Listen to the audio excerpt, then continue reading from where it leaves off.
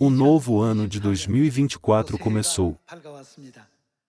Eu dou eternas graças, e glória ao Pai Celestial Cristo Ansanron, e à Mãe Celestial Nova Jerusalém por nos permitir realizar o culto hoje, para comemorar o 106º aniversário do Sagrado Nascimento de Cristo Ansanron. Se o Pai Celestial não tivesse vindo a esta terra, poderíamos esperar pela salvação? Sempre que pensamos sobre isso, não podemos expressar em palavras quão grande e incrível é a sua vinda a esta terra. Assim, somos realmente gratos. Hoje é o glorioso dia em que todos os anjos no céu se regozijaram. Todos os povos da terra devem se regozijar e receber a vinda de Deus à terra. Porém, está escrito, ele estava no mundo, mas o mundo não o reconheceu nem o recebeu.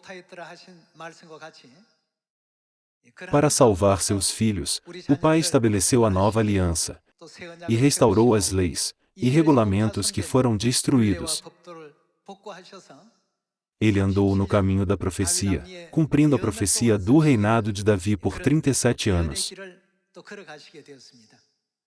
Se o Pai não tivesse vindo a esta terra, nunca saberíamos sobre a Páscoa da nova aliança. Não poderíamos esperar receber o perdão de pecados e a vida eterna, ou entrar no reino dos céus. Nós estávamos vivendo uma vida sem sentido e inútil nesta terra. Porém, Cristo Ansanron veio a esta terra como o protagonista da profecia nesta época.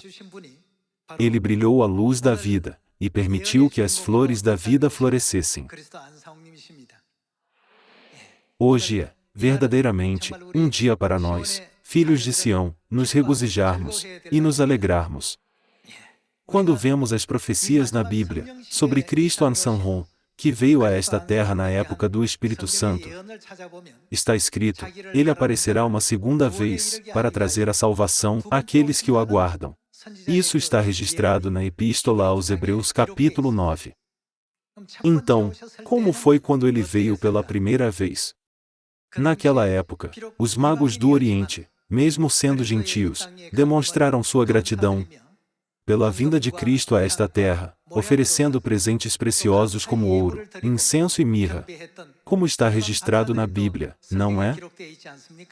Além disso, os pastores que estavam cuidando de suas ovelhas, nos campos foram informados pelos anjos do nascimento de Jesus Cristo, e eles também vieram, e adoraram juntos.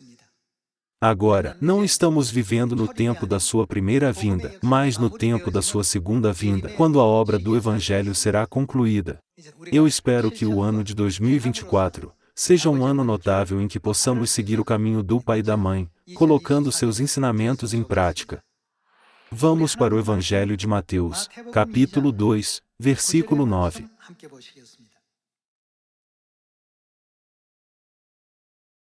Vejamos o capítulo 2, versículo 9. Depois de ouvirem o rei, partiram, e eis que a estrela que viram no oriente os precedia, até que, chegando, parou sobre onde estava o menino. E, vendo eles a estrela, alegraram-se com grande e intenso júbilo. Entrando na casa, viram o menino com Maria, sua mãe. Prostrando-se. O que eles fizeram?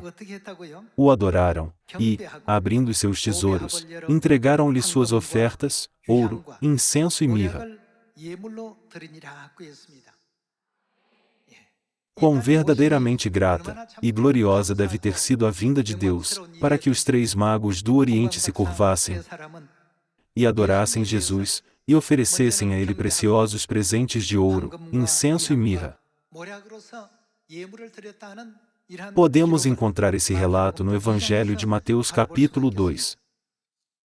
Vamos ver o Evangelho de Lucas, capítulo 2, versículo 4. José também subiu da Galileia, da cidade de Nazaré, para a Judeia, à cidade de Davi, chamada Belém, por ser ele da casa e família de Davi, a fim de alistar-se com Maria, sua esposa, que estava grávida. Estando eles ali, aconteceu completarem-se-lhe os dias. E ela deu à luz o seu filho primogênito. Enfaixou e o deitou numa manjedoura, porque não havia lugar para eles na hospedaria. Havia, naquela mesma região, pastores que viviam nos campos, e guardavam o seu rebanho durante as vigílias da noite. E um anjo do Senhor desceu aonde eles estavam, e a glória do Senhor brilhou ao redor deles, e ficaram tomados de grande temor. O anjo, porém, lhes disse: Não temais, eis aqui vos trago boa nova de grande alegria, que o será para todo o povo. Qual é a boa nova, que foi entregue pelo anjo, que causaria grande alegria? Vamos continuar lendo. Versículo 11. É que hoje vos nasceu, na cidade de Davi, o Salvador, que é Cristo, o Senhor. E isto vos servirá de sinal: encontrareis uma criança envolta em faixas, e deitada em manjedoura. E, subitamente, apareceu com o anjo uma multidão da milícia celestial, louvando a Deus e dizendo: Glória a Deus nas maiores alturas, e paz na terra entre os homens, a quem Ele quer bem. O anjo disse: Eu vos trago boa nova que dará grande alegria a todas as pessoas que vivem nesta terra. E a boa nova que ele entregou foi a notícia de que Jesus Cristo nasceu nesta terra em carne. Hoje é um dia incrivelmente alegre para nós. E é um dia realmente importante para compartilharmos essa alegria com todas as pessoas ao redor do mundo. Deus não disse que Ele viria pela segunda vez a esta terra para salvar seus filhos? Se Jesus não tivesse vindo a esta terra há 2000 anos, a nova aliança teria sido estabelecida? Já que Deus veio, a nova aliança pôde ser estabelecida no sótão de Marcos. Quer o mundo soubesse ou não, Ele a estabeleceu de acordo com a profecia. Por esse motivo, devemos compartilhar com as pessoas ao redor do mundo as boas novas de que Deus veio em carne a esta terra. E nos gloriar de Deus, que veio a esta terra nesta época do Espírito Santo. Essas são realmente as boas novas que causarão a maior alegria para a humanidade. Deus veio. Como Deus nos instrui a fazer com essa alegre notícia de sua vinda? Ele nos diz para proclamá-lo em Samaria, e até aos confins da terra. O mesmo Deus que veio na época do Filho, veio na época do Espírito Santo. Não devemos mais estar em um tempo onde Ele veio para o que era seu, e os seus não o receberam. Mas devemos mudar para um tempo onde todos os povos do mundo o receberam. Para realizar essa obra, devemos pregar para aqueles que ainda não conhecem essa notícia. Se Deus não tivesse vindo a esta terra, poderíamos ter sido salvos? Não, não poderíamos ter sido salvos. Como podemos ter certeza disso? Porque na Epístola aos Hebreus capítulo 9, versículo 28, diz que Ele veio para trazer a salvação. Portanto, o que teria acontecido se Ele não tivesse vindo? Isso não nos leva à conclusão de que não poderíamos alcançar a salvação? Não saberíamos onde está a vontade de Deus e, embora seus mandamentos estejam registrados na Bíblia, não haveria ninguém que os compreendesse completamente. Se Ele não tivesse revelado tudo a nós, poderíamos discernir alguma coisa? Antes do Pai vir, vocês estavam cientes do significado da verdade da nova aliança? Antes de receber os seus ensinamentos, vocês sabiam o valor do sábado? Vocês sabiam que o Natal estava enraizado nos regulamentos do Deus Sol? Para nossa surpresa, o Natal não era um mandamento de Deus. No passado praticamos essa falsidade, mas agora conhecemos a verdade. Tudo isso não é por causa da vinda do Pai Celestial a esta terra em carne? No livro de Isaías capítulo 41, versículo 10, Deus diz: Não temas, porque eu sou contigo. Eu te ajudarei. Ele diz a mesma coisa no Evangelho de Mateus capítulo 28, Estou convosco todos os dias até a consumação do século. Ide fazei discípulos de todas as nações, batizando-os em nome do Pai, e do Filho, e do Espírito Santo, ensinando-os a guardar todas as coisas que vos tenho ordenado. Se Deus não tivesse vindo a esta terra, e nos dado seus ensinamentos, poderíamos encontrar a verdade da vida de Deus por conta própria? Por conta própria, é absolutamente impossível encontrá-la. É por isso que o apóstolo João disse no livro do Apocalipse capítulo 5 que não havia ninguém na terra que pudesse transmitir corretamente a verdade de Deus. Já que não havia ninguém que pudesse abrir o livro, ele chorou muito. Então, um dos anciãos disse: Não chore. Quando a raiz de Davi, Jesus Cristo, vier, ele abrirá o livro, e os seus 7 selos. Por isso não se preocupe. Considerando essa cena, para nós, quão importante é a vinda do nosso Pai a esta terra? Teria sido possível restaurar a nova aliança, se ele não tivesse vindo? A Páscoa teria sido restaurada? O sábado teria sido restaurado? As festas teriam sido restauradas? Se não existem as festas, o sábado ou a Páscoa, Sião pode ser estabelecida? Sião não pode ser estabelecida. A profecia diz: fuja para Sião, mas onde está a Sião para onde devemos fugir? Não é por isso que o profeta predisse: andarão de mar a mar, e do norte até ao oriente, correrão por toda parte, procurando a palavra de Deus? Se não tivéssemos encontrado e aceitado a segunda vinda de Cristo, teríamos ficado cansados enquanto buscávamos a verdade. Por quê? Porque não há outro lugar onde podemos ouvir a verdade. Somente a raiz de Davi tem a habilidade de abrir o livro e seus selos. Portanto, quão afortunados somos por estarmos reunidos aqui hoje.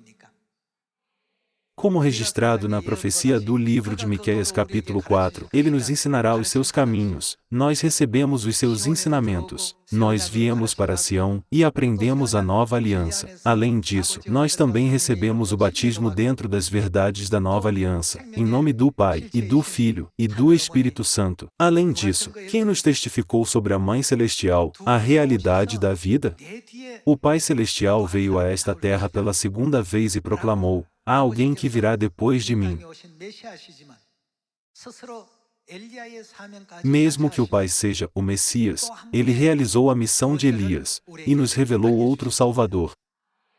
Além disso, ele nos deixou esse testemunho. Eliseu seguiu. Quem Eliseu seguiu? Elias. Josué seguiu Moisés. Pedro seguiu Jesus. E eu sigo a Mãe. O Pai Celestial nos deixou essa nota manuscrita. Se o Pai Celestial não tivesse vindo a esta terra nesta época, vocês poderiam conhecer a verdade sobre Deus Mãe? Ler a Bíblia centenas de vezes não garante o entendimento dessa verdade. Quem é o único que pode revelar essa verdade a nós? De uma perspectiva profética, foi Adão que testificou a existência de Eva. Se lermos a Bíblia nas trevas, será difícil até mesmo distinguir, entre a frente e o verso. Não podemos discernir se o seu conteúdo é profecia, parábola, revelação ou fato. Podemos apenas entender o texto superficialmente com nossos olhos, mas continuaremos sem conhecer os significados ocultos. Porém, quem veio? Está profetizado: a raiz de Davi virá, e abrirá este livro. A Bíblia, que foi selada, foi aberta para que todos possam entendê-la. Portanto, vocês não entendem a verdade da Mãe Jerusalém, a Mãe, a fonte da água da vida e a família celestial e família terrena? Se o Pai Celestial não tivesse vindo a esta terra, nem vocês nem eu poderíamos entender toda essa verdade. Verdadeiramente, o Pai veio a esta terra para nos abençoar. Nós somos realmente um povo abençoado. Quando ouvimos pela primeira vez sobre o sábado, a Páscoa e a nova aliança, ficamos muito surpresos, mas agora nós não os valorizamos como deveríamos. Irmãos e irmãs, isso não é algo que deve ser desprezado. Foi um milagre. Até os anjos querem estudar essa verdade, mas eles podem conhecer essa verdade? Pensem sobre o fato de que essa bênção foi dada apenas para nós. Se não fosse pelo Espírito e pela noiva, para onde aqueles que estão espiritualmente secos e com sede iriam para receber a água da vida? Não há ninguém na terra que poderia nos dar a água da vida. Porém, no livro do Apocalipse, capítulo 22, quem apareceu? O Espírito e a noiva dizem: vem. Aquele que ouve, diga: vem. Aquele que tem sede venha, e receba de graça a água da vida. O Pai Celestial e a Mãe Celestial vieram a esta terra. Esse fato por si só é suficiente para entendermos o significado da vinda do Pai a esta terra hoje. Deus veio a esta terra para mudar o mundo das trevas, para o mundo da luz da verdade. Vamos ver o Evangelho de João, capítulo 6, versículo 4. João, capítulo 6, versículo 4. Ora, a Páscoa, festa dos judeus, estava próxima. Então, Jesus, erguendo os olhos, e vendo que grande multidão vinha ter com ele, disse a Filipe: onde compraremos pães para lhes dar a comer? Mas dizia isto para o experimentar, porque ele bem sabia o que estava para fazer. Respondeu-lhe Filipe: não lhes bastariam 200 denários de pão, para receber cada um o seu pedaço. Um de seus discípulos, chamado André, irmão de Simão Pedro, informou a Jesus: está aí um rapaz que tem 5 pães de cevada, e 2 peixinhos, mas isto que é para tanta gente? Disse Jesus: fazei o povo assentar-se, pois havia naquele lugar muita relva. Assentaram-se, pois, os homens em número de quase 5.000. Havia um rapaz que tinha 5 pães, e 2 peixinhos, enquanto havia uma grande multidão de 5.000 pessoas que estava com fome. Se Deus não tivesse vindo a esta terra, o que Filipe, André ou Pedro poderiam ter realizado com a sua própria força? Eles tinham a capacidade de saciar completamente a fome de 5.000 pessoas? Mesmo que eles distribuíssem 5 pães e 2 peixinhos, isso teria sido suficiente para alimentar essa multidão? Eu sempre reflito sobre essa cena e penso: como podemos completar a missão de pregar o Evangelho para 8 bilhões de pessoas? Já que nos foi confiada essa missão divina, embora sejamos pecadores do céu, é nosso dever cumpri-la sem falta.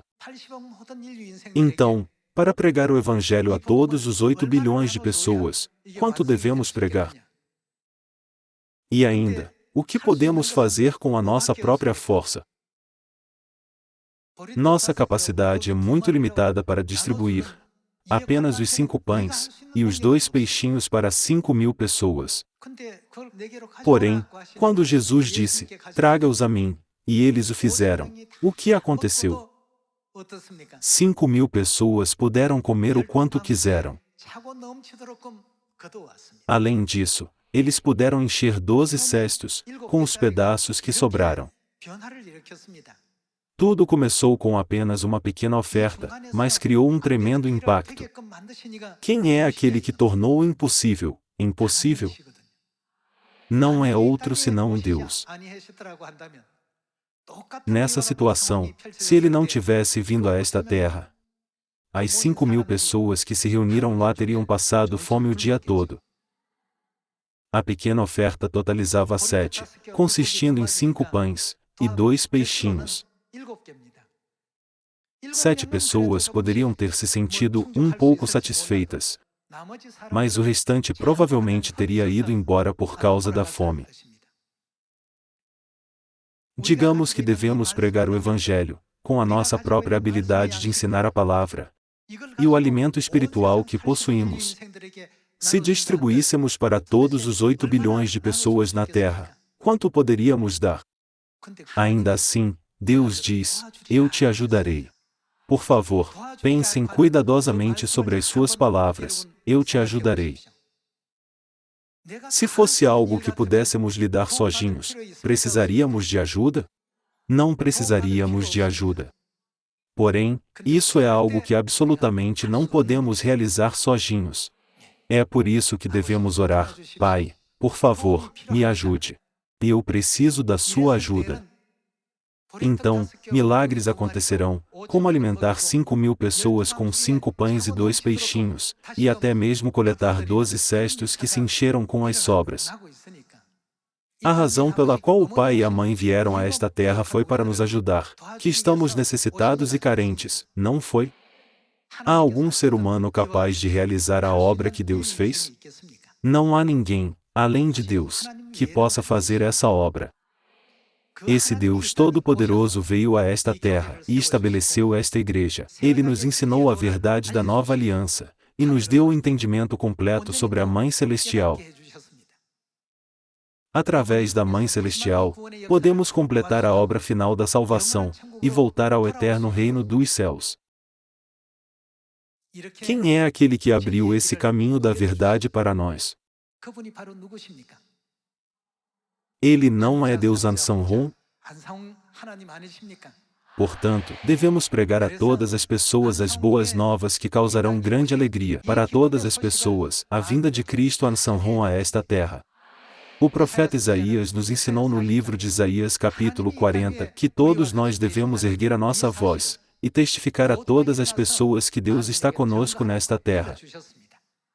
Sem Deus Pai e Deus Mãe, os eventos como aqueles no Evangelho de João capítulo 6, que acabamos de ler, nunca poderiam acontecer.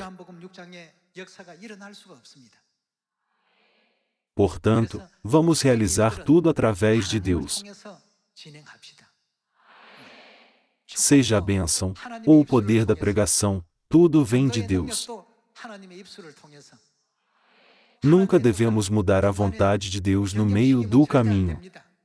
Quando transmitimos fielmente as palavras das bênçãos de Deus como elas são, Deus está conosco. O Deus que pode nos permitir cumprir esse evangelho, em um instante em Samaria, e até aos confins da terra está conosco. Nos últimos dias, de acordo com a profecia de Miqueias, Deus mesmo veio a esta terra, e restaurou a lei da vida, a nova aliança, em Sião.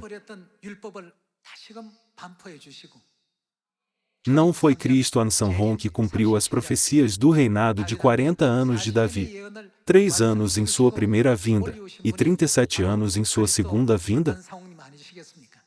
Cristo Ansanhon veio a esta terra, com o novo nome de Jesus de acordo com todas as profecias da Bíblia, e dos profetas. Se vocês não tivessem recebido os ensinamentos do Pai Celestial, vocês teriam sido capazes de reconhecer a Mãe Celestial? Pensem sobre os princípios desta terra. A vida física é dada a toda a humanidade através de suas mães físicas. Da mesma forma, quem pode ter a eterna vida espiritual do céu sem a Mãe espiritual?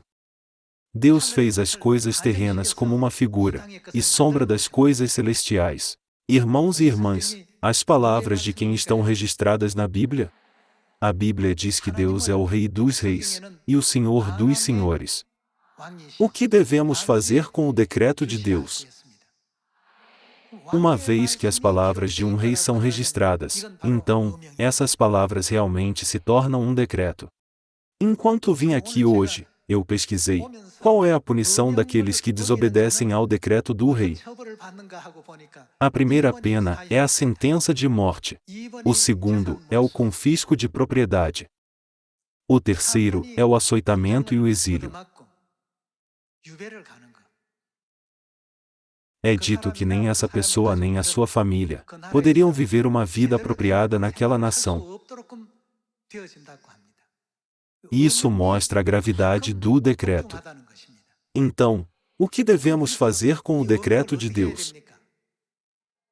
Há versículos da Bíblia que lemos todos os dias: Mateus capítulo 28, Gálatas capítulo 4, versículo 26, Gênesis capítulo 1, versículo 26, Efésios capítulo 1, versículo 7.